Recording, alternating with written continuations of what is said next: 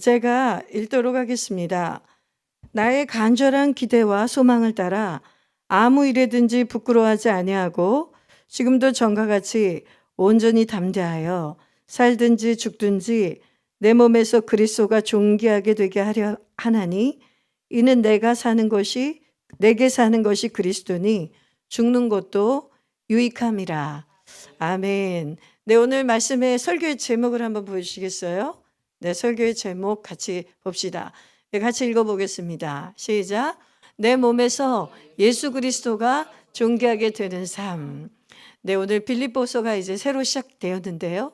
빌립보서의 별명이 기쁨의 서신이에요. 빌립보서가 사도 바울이 옥중에서 로마의 감옥, 근데 우리가 지금 생각하는 그런 감옥이 아니라 가택연금, 이렇게 집에 이렇게 감금되어서 친구들은 만나고 사람들 오고 갈 수 있지만은 꼼짝 못하는 그런, 어쨌든 그것도 감옥이죠. 가택연금 상태에서 이 서신을 썼다 해서 이 빌립보서나 에베소서나 골로새서나 이런 서신을 옥중 서신이라고 합니다. 사도 바울이 감옥에서 썼다는 것이죠. 그런데 유별나게 옥중 서신 중에 이 빌립보서에는 별명이 기쁨의 서신이라는 제목이 붙어 있어요. 그러니까 사도 바울이 어느 서신서보다 기쁨을 많이 강조하고 고난받는 상황에서도 예수 그리스도 안에서, 주 안에서 기뻐하고 또 기뻐하는 그 삶에 대해서 강조하고 있거든요. 그래서 제가 오늘 특별히 찬양을 나 주님의 기쁨 되길 원하네, 이 찬양을 고른 이유도 이 서신서가 기쁨의 서신이고, 우리 또한 사도 바울만큼은 아니지만은 어려움과 고난과 역경 속에 있어도 복음 안에 있는 사람은 얼마든지 기쁨으로 살 수 있다는 것. 왜냐하면 환경으로 인하여가 아니라, 나 자신으로 인하여가 아니라, 누가 나에게 잘해주고 나를 기쁘게 해줘서가 아니라 주님으로 인해서 기뻐할 수 있는 것을 오늘 말씀을 통해 우리가 같이 깨닫고 나누길 원합니다. 오늘 제목은 내 몸에서 그리스도가 존귀하게 되는 삶이라고 주제를 잡아봤는데요.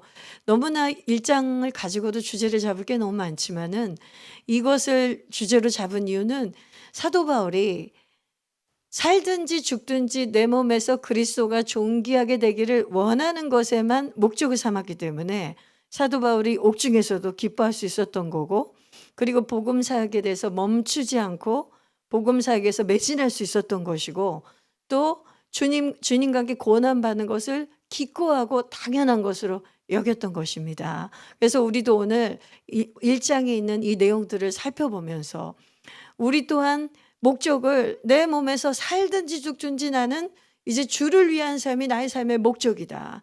예수 그리스도가 나를 통해 드러나는 것, 하나님의 영광이 나를 통해 드러나는 것, 그것이 목적이 된다면 여러분이나 제가 연약하고 허물이 많지만 사도 바울이 살았던 그 삶을 쫓아갈 수가 있습니다. 이 삶이 위대하고 하나님의 성령 충만한 사도들만 하는 일이 아니라 성령을 받은 우리도 처음부터 사도 바울이나 사도 베드로처럼 그렇게 두각을 나타내는 그런 순교적 믿음을 가질 수 없을지는 모르지만은 우리가 이것을 계속 추구한다면 내 몸에서 나는 살아도 주를 위해서, 죽어도 주를 위해서 사는 것이 저의 삶의 목적입니다. 이것이 목적이 된다면 여러분, 오늘 빌립보서 1장에 나온 사도 바울이 이 교인들에게, 빌립보서 성도들에게 권면하는 말씀이 우리 삶에 그대로 이루어질 줄 믿습니다. 그럼 오늘 1장의 내용을 우리가 요약해 보면서 어떻게 하면 내 몸에서 예수 그리스도가 존귀하게 된 삶이 될 것인가? 무엇이 예수님을 내 몸에서 존귀하게 나타내는 삶일까? 그것을 3가지의 주제로 한번 살펴보려고 해요. 첫 번째 한번 띄워주시겠어요? 첫 번째, 복음 사역에 참여하라. 아멘. 오늘 빌립보서 1장 4절 5절 드디어 보여주시면 되겠습니다. 네, 빌립보서 4장 1장 4절 5절 제가 읽겠습니다. 간구할 때마다 너희 무리를 위하여 기쁨으로 항상 간구함은 너희가 첫날부터 이제까지 복음을 위한 일에 참여하고 있기 때문이라. 사도 바울은 빌립보 교인들에게 1장의 인사말을 끝내자마자 제일 하고 싶었던 말이 이 말이었어요. 내가 너희를 생각할 때마다 너무 기쁘다. 내가 너희를 위해 매일 이 옥중에서도 너희를 위해서 기도하고 간구하고 있는데 내 마음에 기쁨이 충만하다. 왜냐하면 너희가 나의 복음 사역에 처음부터 지금까지 복음을 위한 사역에 동참하고 있다는 거예요. 이것이 나를 기쁘게 하는 것이고, 그리고 결국은 사도 바울이 기쁘다면 사도 바울의 안에 누가 기뻐하시는 걸까요? 예수님이 기뻐하신 거죠. 성령님이 기뻐하신 일인 것입니다. 그래서 여러분, 사도 바울은 감옥에 있든 자유자로 있든 마음껏 세상을 걸어다니고 돌아다니면서 전도라든 아니면 가택연금을 당해 있든 사도 바울의 기쁨의 근원은 복음을 증거하는 일이었어요. 복음 사역에 참여하는 일이, 이 참여한 일만큼 내 몸에서 그리스도가 존귀하게 된 일은 없다고 생각한 사람입니다. 우리 한 구절을 다시 한번 볼까요? 빌립보서 1장 18절의 말씀도 한번 띄워주시죠. 예, 제가 읽어보겠습니다. 그러면 무엇이냐? 거칠애로 하나 참으로 하나 무슨 방도로 하든지 전파되는 것은 그리스도니 이로써 나는 기뻐하고 또한 기뻐하리라. 또 복음 전파되는 것이 자기 기쁨의 근원이라고 강조하고 있는 거예요. 이 배경을 잠깐 설명하자면 사도 바울을 위해서 우리 선생께서도 저렇게 복음을 전하다 감옥에 갇혔으니 우리도 열심을 내자. 이렇게 해서 복음을 순수한 동기로, 사도 바울과 같은 동기로 복음을 전한 사람도 있었지만 그 중에는 경쟁 의식으로 너만 복음 전하냐? 나도 예수님 전해서 전도왕이 될 수 있다. 이러한 다른 동기를 가지고 복음을 전한 사람도, 사도 바울을 시기하고 질투함으로 복음을 전한 사람도 있다고 그 빌립보서에 말씀해 주셨거든요. 그런데 사도 바울은 뭐라 그래요? 아무 상관이 없다는 거예요. 그들이 거칠애로 하든 마음의 순전한 동기로 하든 전파되는 분은 누구시냐? 예수 그리스도시다. 어쨌든 불순한 동기는 하나님이 다, 성령께서 또 그들을 나중에 작업하실 것이고 만지실 것을 사도 바울은 다 믿고 알고 있는 거예요. 어찌됐든 간에 우리의 삶을 통해서 이 복음 사역이 흥강하게 일어나고 예수 그리스도가 전해지는 것이 사도 바울에게는 너무나 기쁜 거예요. 기쁘고 내가 또 기뻐한다는 거예요. 그럼 여러분, 우리가 유추해 볼 수가 있습니다. 사도 바울에게 기쁨의 근원은 복음을 전하는 게 제일 좋았구나. 그럼 오늘 우리가 주제로 잡은 내가 살든지 죽든지 내 몸에서 그리스도가 존귀하게 하는 삶의 제일 첫 번째는 복음 사역에 참여하는 것이에요. 우리가 예수를 믿기 전에는 이 복음 사역에 참여하고 싶어도 참여할 수 없는 자였습니다. 우리는 십자가에서 떨어진 자였고 십자가의 원수였고 외인이었어요. 이방인. 이 구원받은 하나님의 가족이 아니에요. 성도가 아니에요. 이 복음 사역에 참여할 수 있는 사람들은 자녀의 축복을 가진 사람만이 할 수 있는 거예요. 아버지를 자랑할 때 누가 자랑합니까? 애가 자기 아저씨를 자랑할 수는 없잖아요. 자기 아버지를 자랑한 사람은 그 집안에 핏줄로 태어난 자녀들만이 내 아버지를 자랑하는 겁니다. 내 어머니를 자랑하는 거예요. 복음 사역도 마찬가지예요.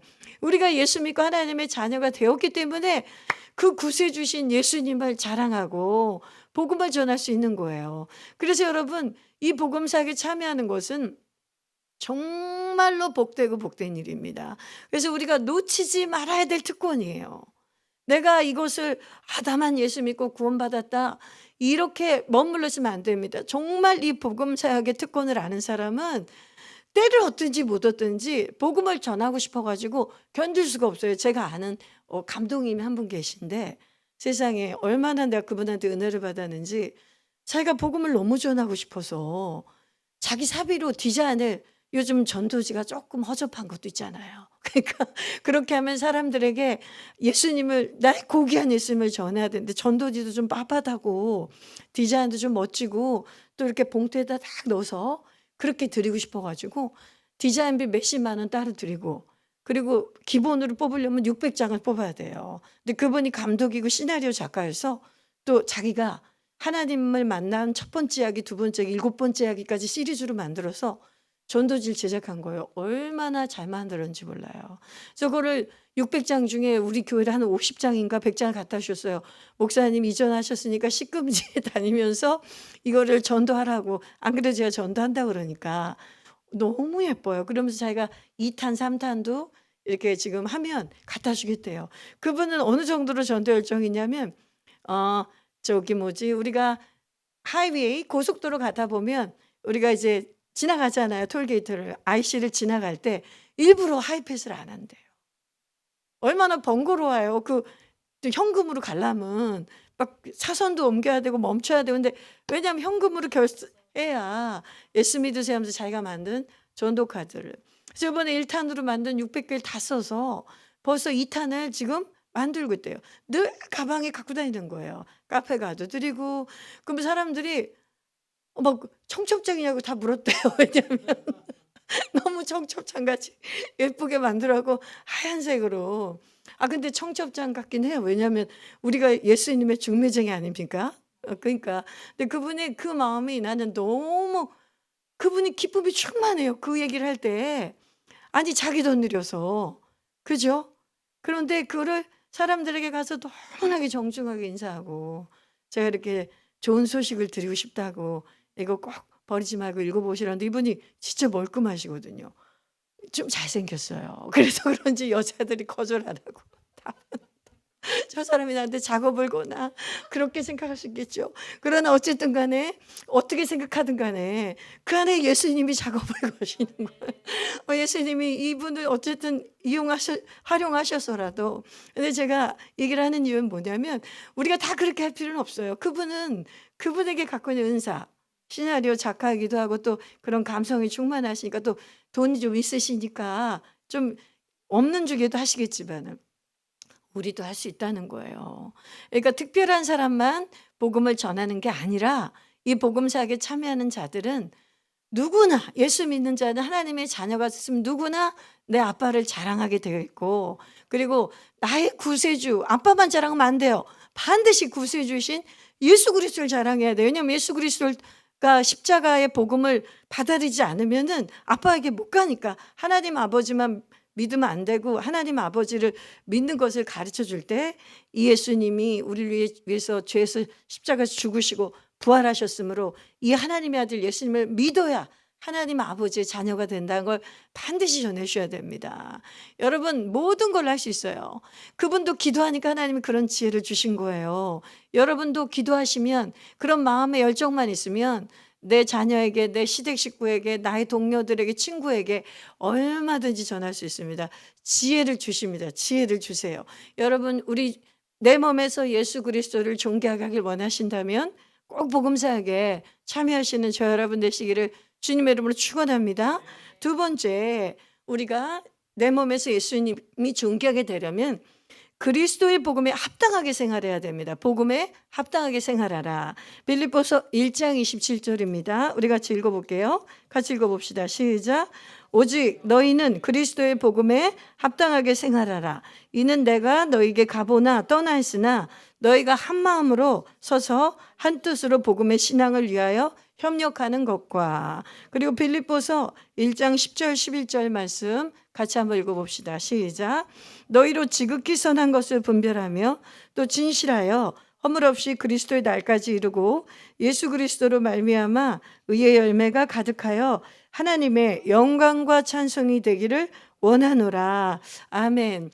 복음에 합당하게 생활하는 것은 뭘까요? 복음 사역에 참여하는 것을 우리가 이제 이해를 했고 복음에 합당하게 생활하는 것은 뭐냐면 우리의 인격의 변화를 의미합니다.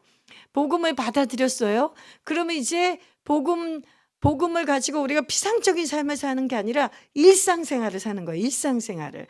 그럼 일상생활을 살 때 나의 말씨, 나의 생각, 나의 가치관, 나의 행동 양식, 내가 그동안 했던 어떤 얼굴, 표정, 모든 말과 행동, 일거수일투족 이게 다 생활이에요.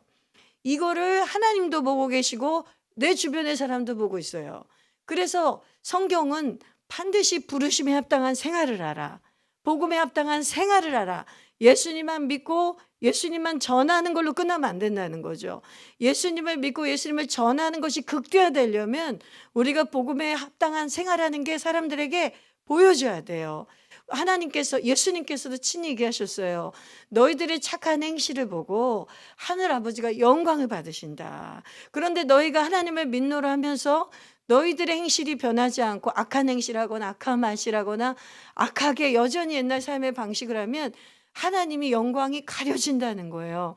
오늘 제가 빌립보서 1장 10절 11절 보니까 너희가 진실하여 허물 없이 그리스도의 날까지 그리스도로 말미암아 의의 열매를 맺으라고 그랬거든요. 이 말씀도 결론은 뭐예요? 복음에 합당한 삶의 열매를, 생활의 열매를 맺으라는 거예요. 그럼 그것이 하나님께 영광과 찬송이 된다는 거예요.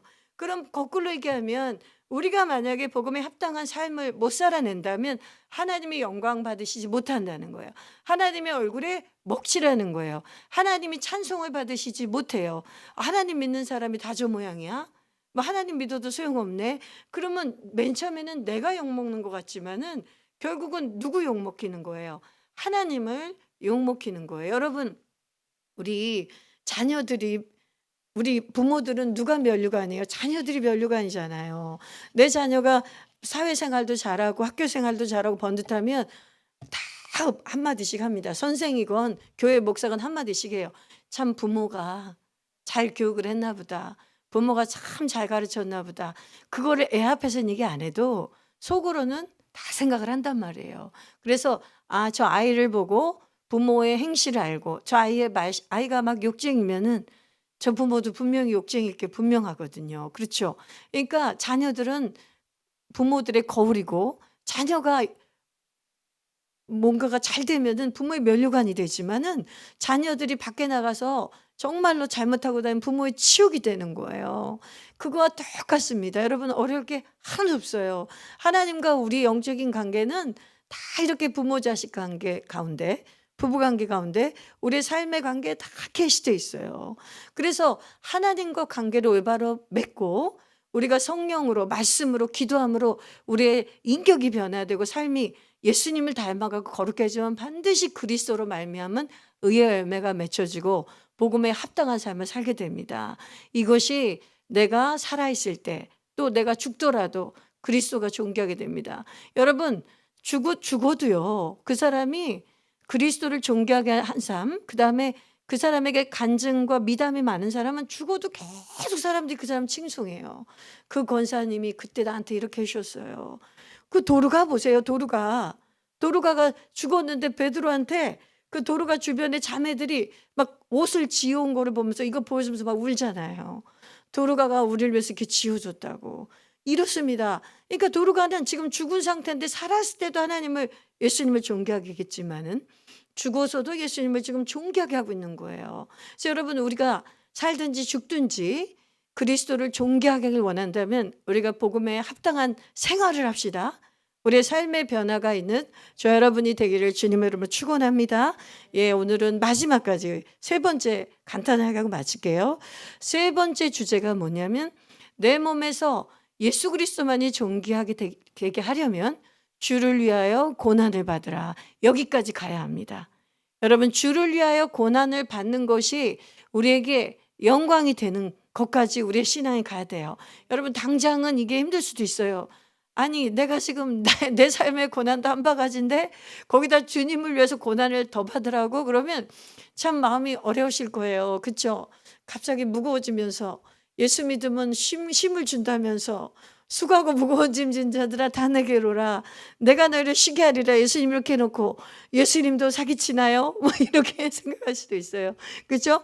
왜냐하면 나는 쉼을 얻고 죄에서 해방을 받고 싶어서 왔는데 내 고난을 좀 덜려고 왔는데 주를 위해서 고난을 받으라니 이게 웬 말입니까?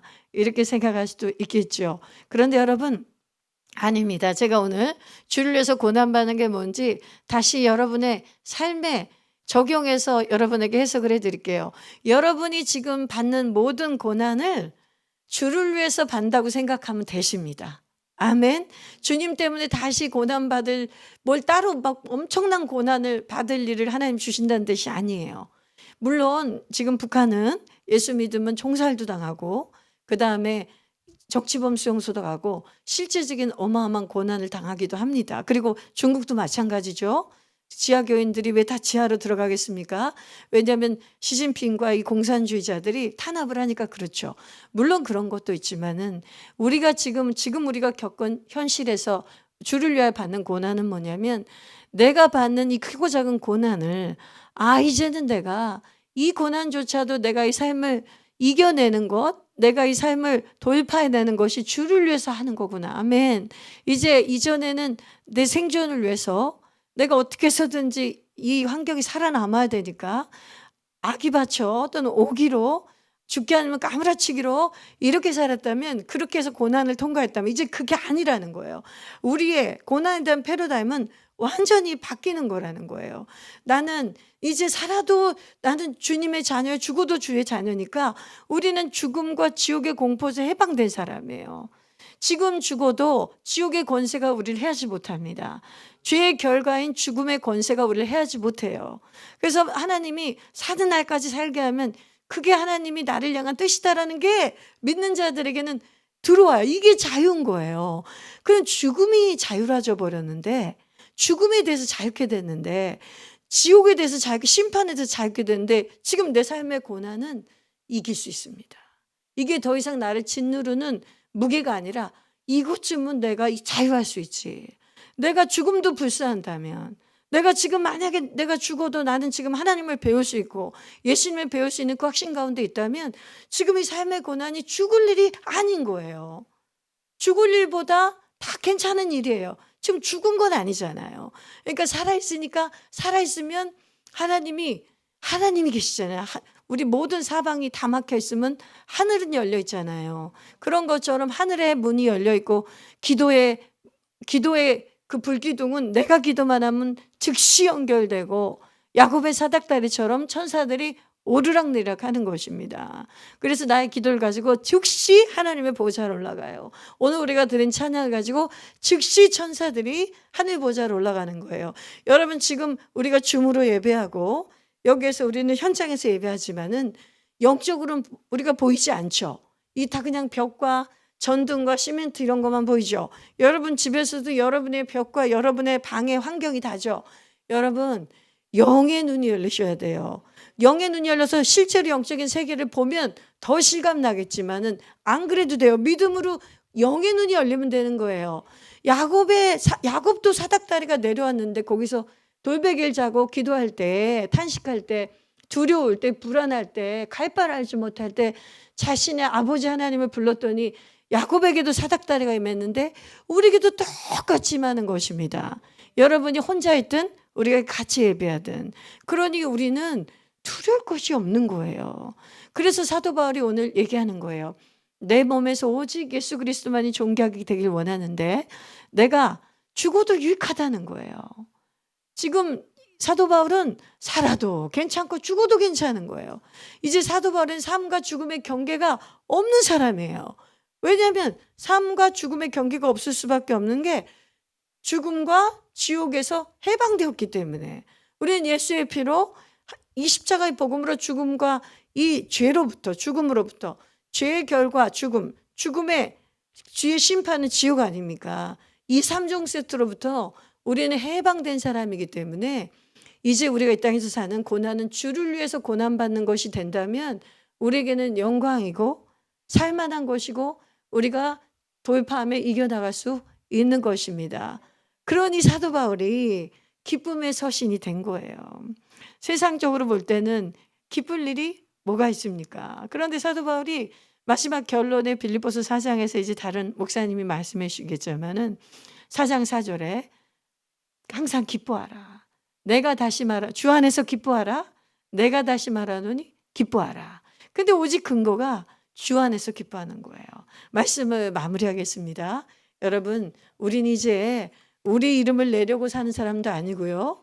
우리 국가에 충성해서 국가의 이름을 내려고 사는 사람도 아닙니다. 우리는 하늘 아버지 이름을 나타내고 내 몸에서 나를 위해서 십자가에서 죽으시고 부활하신 하나님의 아들 예수 그리스도를 존귀하게 하고 그 아버지께 영광 돌린 삶이 우리의 삶의 이제 목적이 되었습니다. 그러므로 우리 복음 사역에 참여한 자들이 됩시다. 그리고 복음에 합당한 생활을 합시다. 그리고 세 번째, 우리의 삶의 크고 작은 고난은 주를 위한 고난으로 우리가 해석하고 승계하시는 저 여러분 되시기를 주님의 이름으로 축원합니다. 아멘.